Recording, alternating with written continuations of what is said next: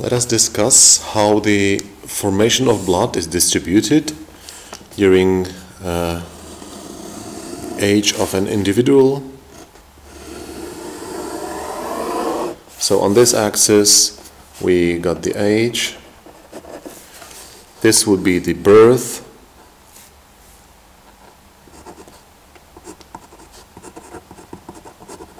The postnatal life, let us set in tens of years, so it's 10 years, 20, 30, 40, 50, 60, 70, and the prenatal life, let us set in months, so it's 1, 2, 3, 4, 5,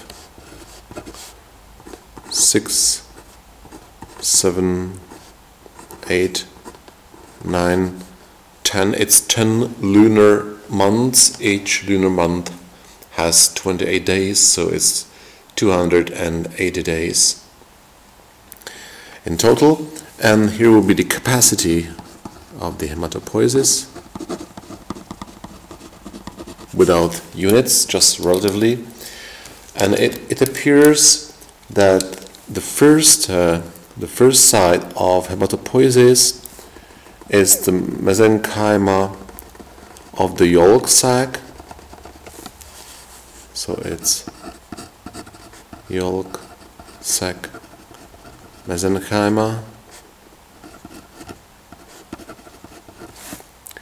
That's where the first blood cells are formed.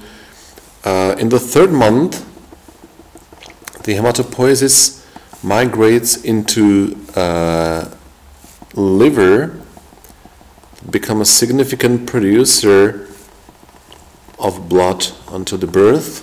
This is liver, together with the spleen. But spleen is significantly smaller, and this is called the hepatosplenic hematopoiesis. Starting with the 5th month, the bones develop, the bone marrow cavities develop, and the hematopoiesis migrates into the red bone marrow, which remains the hematopoietic organ throughout the life, although the capacity approximately after reaching 20 years starts to decline.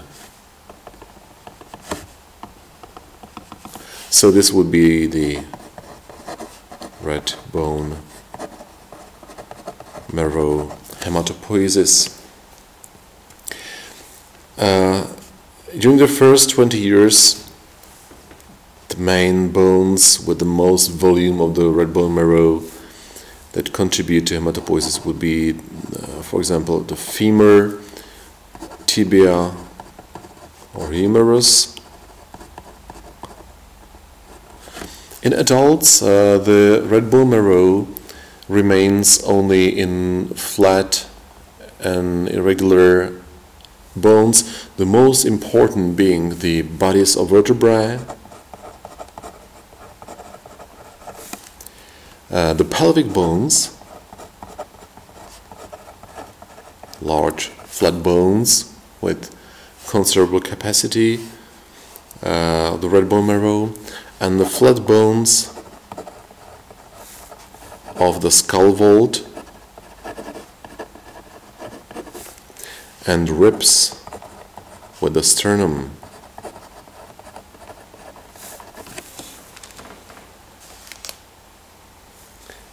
So, speaking about red bone marrow, let's have a look on a simplified scheme, a sketch of the red bone marrow. This would be an oversimplification, as the real structure of red bone marrow, and namely the relations between its components, it's highly complex. But we have capillaries, these permeable capillaries called bone marrow sinusoids.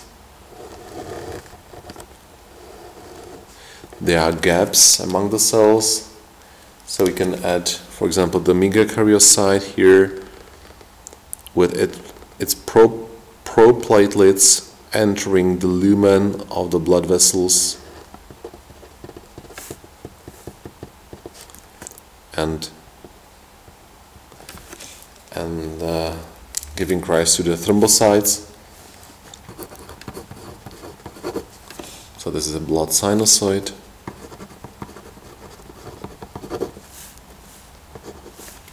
That would be a megakaryocyte,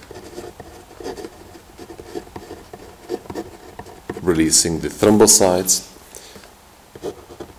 into the blood. Let's have an example of another sinusoid, this time in more longitudinal section. We can see there are gaps among the endothelial cells. So this is the red bone marrow blood sinusoid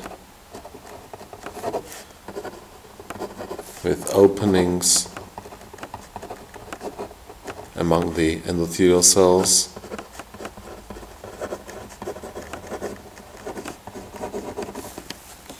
And in the vicinity you can find groups of erythropoietic cells. For example, groups of erythroblasts, those various stages.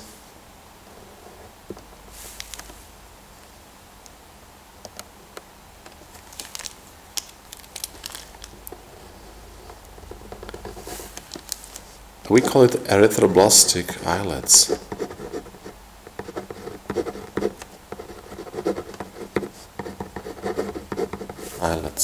Or erythrons, from which reticulocytes or mature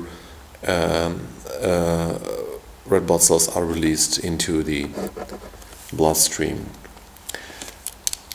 The architecture of the whole red bone marrow is supported by reticular connective tissue cells, not to be mistaken with the reticulocytes, okay, of the erythropoietic line. So we got the supporting connective tissue cells. We got fibroblasts here,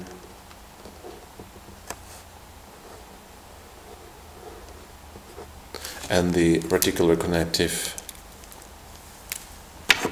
tissue fibers that form a meshwork supporting the capillaries, the sinusoids, the connective tissue cells. We also got the fat cells here distributed with their eccentric nuclei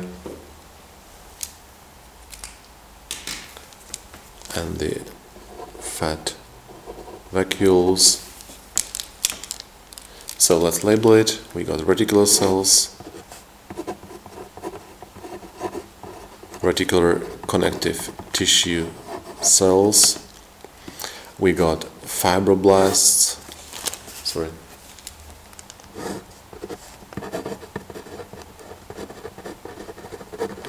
We got adipocytes.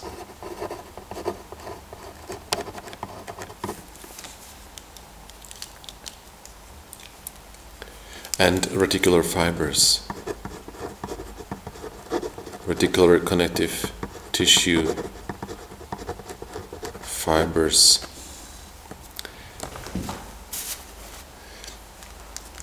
There is a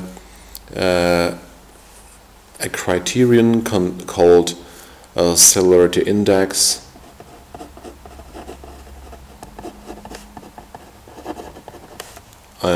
In the bone marrow.